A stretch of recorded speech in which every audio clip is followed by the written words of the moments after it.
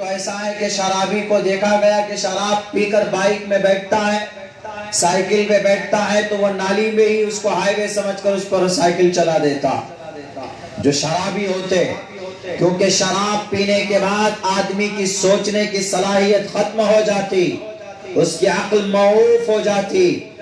اسی لیے جب اس نے 5 بوتل شراب پی، اس گارڈ نے اس کا دماغ اور اس کی عقل ختم ہو گئی۔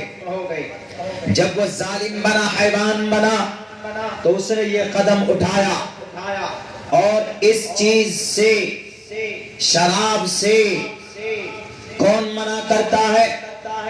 آج تک بتائے دنیا کی کسی گرنتھ میں لکھا ہے کہ شراب ناجائز اور حرام ہے؟ یہ کہا ہے کہ نشیلی پدارت سے بچنا چاہیے، بس اتنا۔ لیکن آج تک کسی نے نہیں کہا کہ شراب گندی چیز ہے، اس کو پیو گے تو تمہاری عقل ختم ہوگی، شراب گندی چیز ہے، یہ شیطان کا عمل ہے۔ اگر یہ کوئی بتاتا ہے تو خدا کا قرآن کہتا ہے انما الخمر والمیسر والانصاب والازلام رجس من عمل الشیطان۔ اے شراب پینے والے، اے جوا کھیلنے والے، اے آپس میں سوشل میڈیا پہ بیٹھ کر پب جی گیم کھیلنے والے اور فری فائر گیم کھیلنے والے، اپنے قیمتی وقت کو برباد کرنے والے، یہ ساری چیزیں وہ ہیں جو شیطان کا عمل ہے۔ رجس من عمل الشیطان، یعنی 1400 سال پہلے، 1458 سال پہلے اللہ کا قرآن کہہ دیا تھا کہ یہ شراب گندی چیز ہے، اس کے قریب بھی مت جانا۔ شراب پینے سے آدمی بڑا بڑا گناہ کر لیتا، اس کو پتہ نہیں چلتا۔ شراب پینے کے بعد انسان بھول جاتا ہے، وہ جانور بن جاتا ہے اور پھر وہ بڑا بڑا گناہ کرتا۔ سن 2012 دسمبر میں نربھیا کانڈ ہوا، ایک لڑکی کی عزت لوٹی گئی۔ بس میں آپ لوگوں نے دیکھا ہوگا، اس کو پڑھا ہوگا، اس نیوز کو۔ پورے بھارت کے اندر بدنامی ہوئی تھی، پوری دنیا میں بھارت کی۔ اس لڑکی کی موت ہو گئی تھی سنگاپور میں جا کر علاج کے دوران۔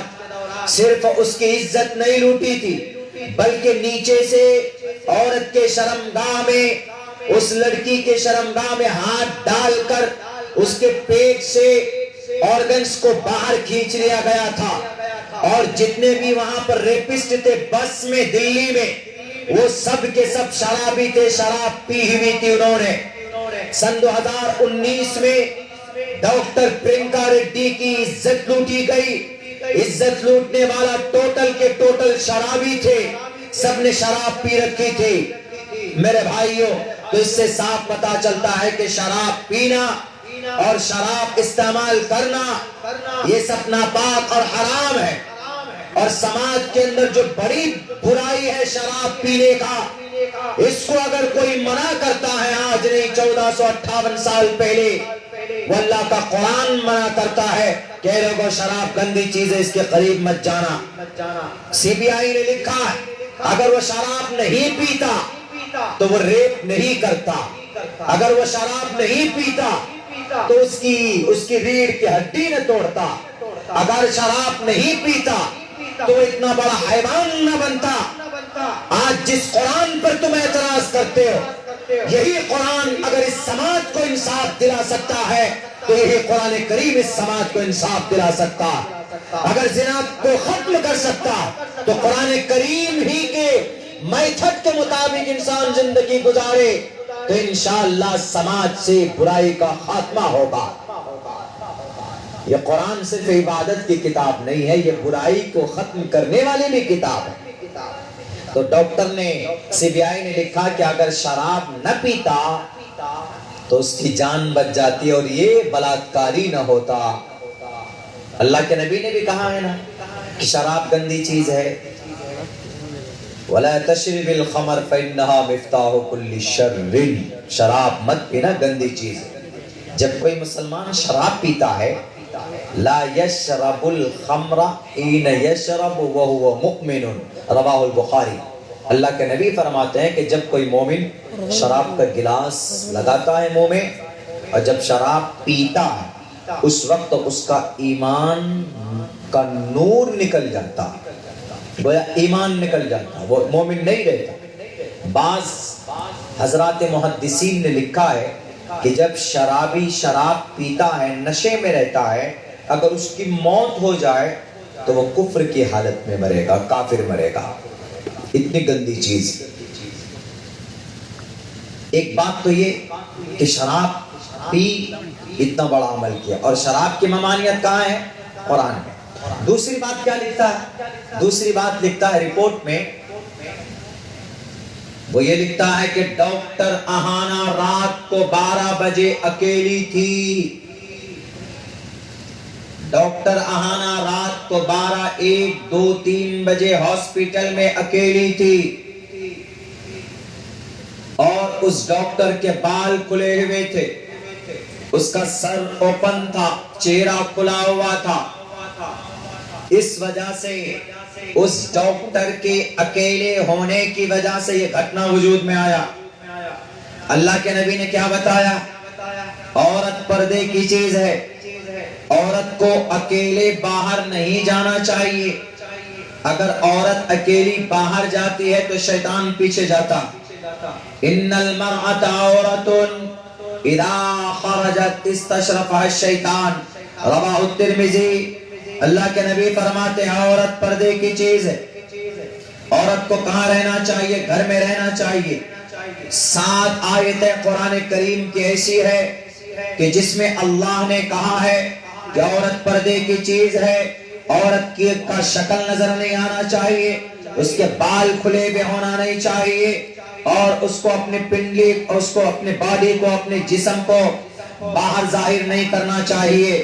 جو لوگ قرآن پر اعتراض کرتے ہیں کہ قرآن صرف عبادت کی کتاب ہے، قرآن صرف برکت کی کتاب ہے، اگر قرآن کی بات پر اور نبی کے فرمان پر اگر عمل ہوتا تو آج کلکتہ جیسا مرڈر نہ ہوتا، ایک بیٹی کی عزت نہ لوٹی جاتی۔